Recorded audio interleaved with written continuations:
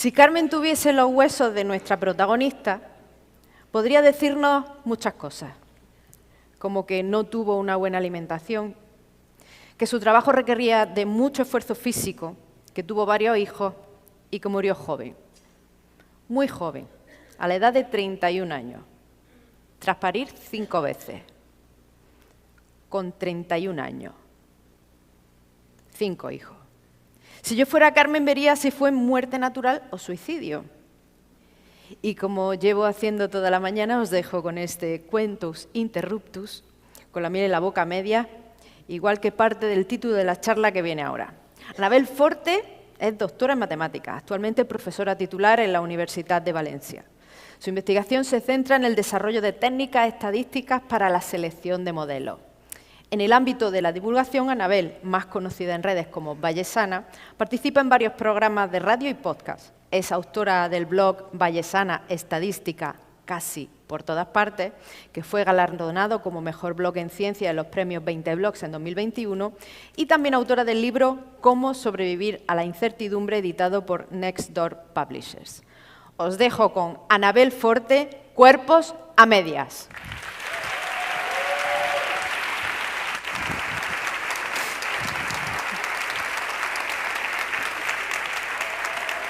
No veo. Bueno, vamos. No tengo presentación. ¿Te doy? Ah, ahí estamos. Bueno, muchas gracias a todos. Buenos días, Teresa. Lo primero que yo quería preguntaros, o lo primero que quería deciros es ¿cómo están los cuerpos? Espero que no los traigáis a medias porque haya pasado por aquí Jack el Destripador. Aunque sí, vayamos por partes. ¿Cuántas veces habéis ido a la compra, habéis ido a comprar ropa y habéis acabado con un cabreo de narices? Yo quiero saberlo un poco. Entonces voy a hacer, como soy estadística, los estadísticos que hacemos. Encuestas, ¿no? No, hacemos más, pero vamos a hacer una encuesta. Venga, va. Levantad las manos, ¿vale? Primera pregunta. ¿Habéis entrado a un probador llevando un montón de ropas de esas que pesan y habéis salido de allí sin nada? O peor. Va la segunda. ¿Habéis cogido esa que es vuestra talla y luego resulta que estaba pequeña o grande? Ahí, ya veo. Soy de las mías, sí. Pero ¿sabéis cuál es el problema? ¿A quién culpáis? Cuando estáis ahí en el probador y os miráis y aquella ropa no os está bien, esa que es vuestra talla, empezáis a pensar, es que soy muy gorda o muy flaca, es que soy muy alta o muy baja, es que tengo el cuerpo mal hecho y la cintura en mal sitio. Y eso no está bien. Y lo que yo quiero en esta charla es que tratemos de buscar que no hay culpables y que si hay culpables están fuera. Y dejadme que para eso os cuente una historia. Y para contaros esta historia me voy a ir a una época donde sí que había muchos cuerpos a medias. Ya parezco Raquel Sastre con los chistes, perdonadme. Años 30-40, todas las guerras y este tipo de cosas. Empieza una agenda eugenicista. Los nazis, pero guay, que básicamente lo que querían era mejorar la raza, ¿vale? Y entonces en esta época donde se buscaba eso, un cuerpo estándar y todo que fuera mejorando y demás, aparecen dos señores, Robert Latu Dickinson y Abraham Belsky, que decidieron que iban a esculpir con un método científico el cuerpo normal. ¿Vale? Y veréis que pongo muchas comillas porque esto de la eugenesia y la ciencia a mí siempre me suena mal.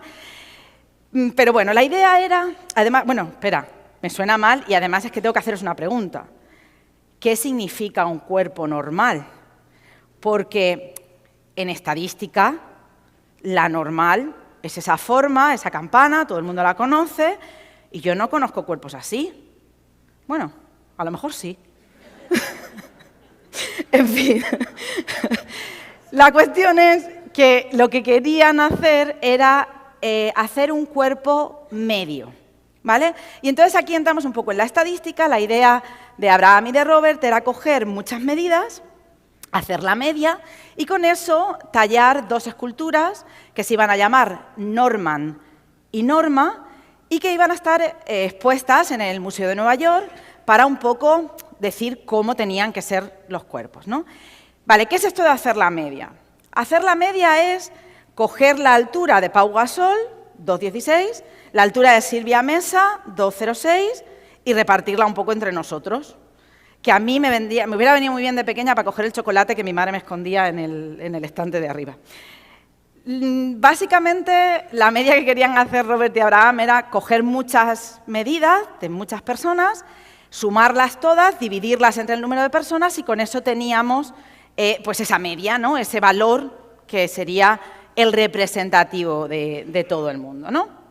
Bien, ¿qué datos tenían? Según Heather Rack, en este libro que se llama Bats a Backstory, lo que nos cuenta es que en aquella época había muchísimos datos disponibles para hombres. Fijaros, teníamos datos de la primera liga de fútbol universitaria, teníamos datos del ejército y teníamos muchísimos datos de voluntarios que se habían medido en la Feria Internacional de Chicago. ¿Vale? Entonces teníamos todos estos datos y con ello, pues Abraham y Robert solo tuvieron que sumar, dividir y esculpir.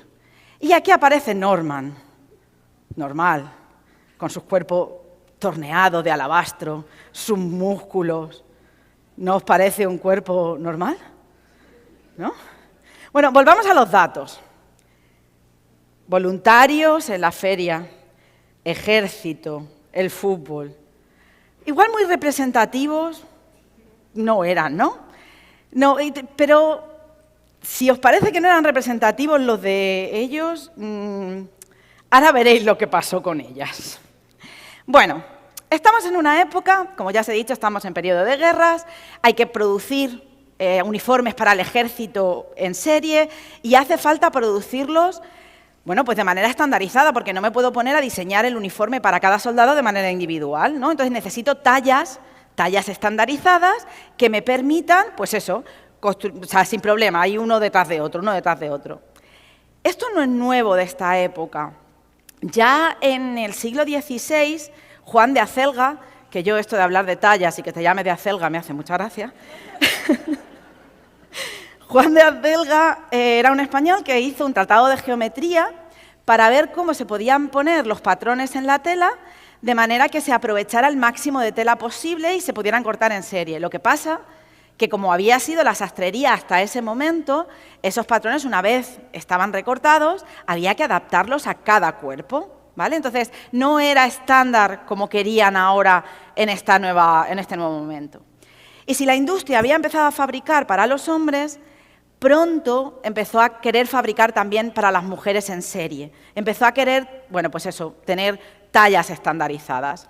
Pero no teníamos datos.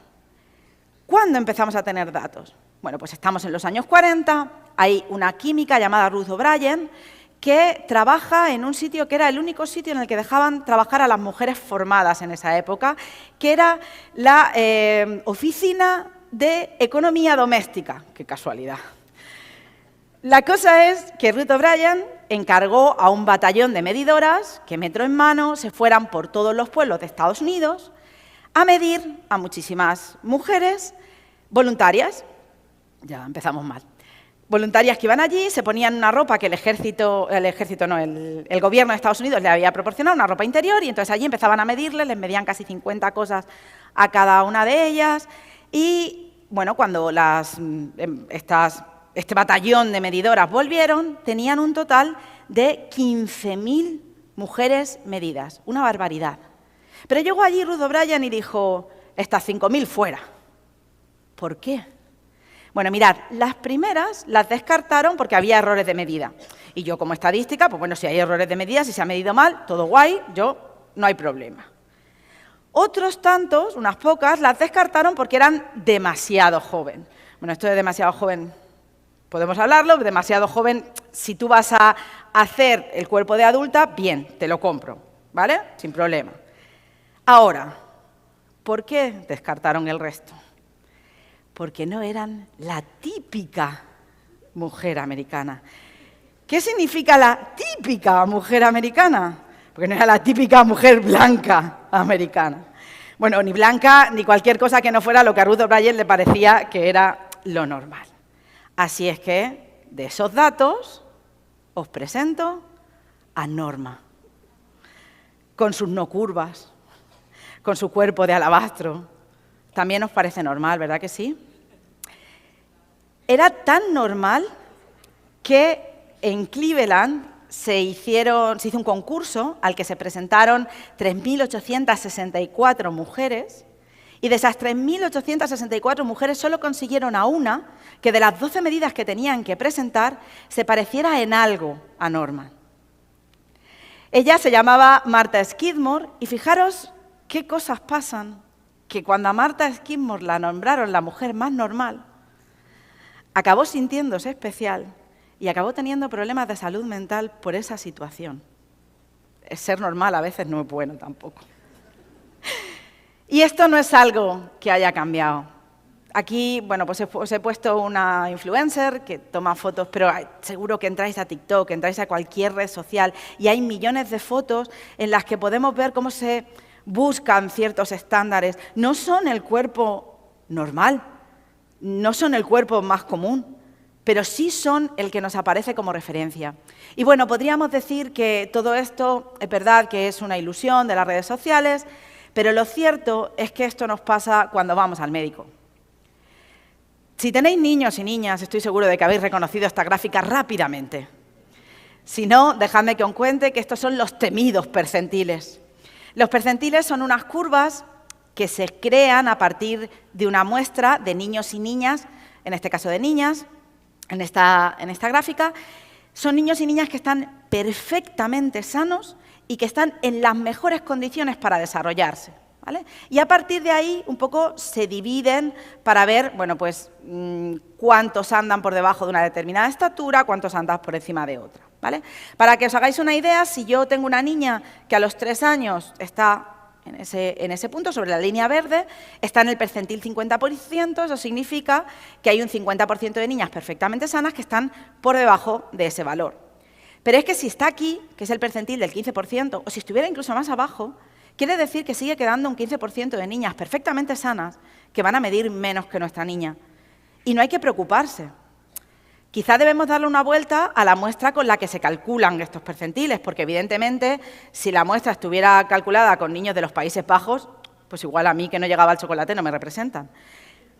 Pero indiferentemente, no debemos pensar que esas medidas estándar tienen que cumplirlas todo el mundo, porque tenemos que quejarnos más de que esta industria estandarizada hace tallas para todas.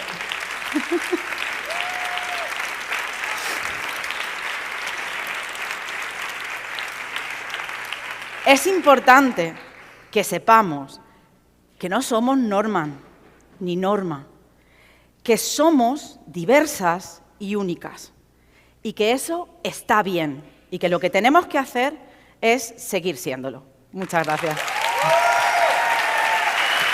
Ay. Que me olvido.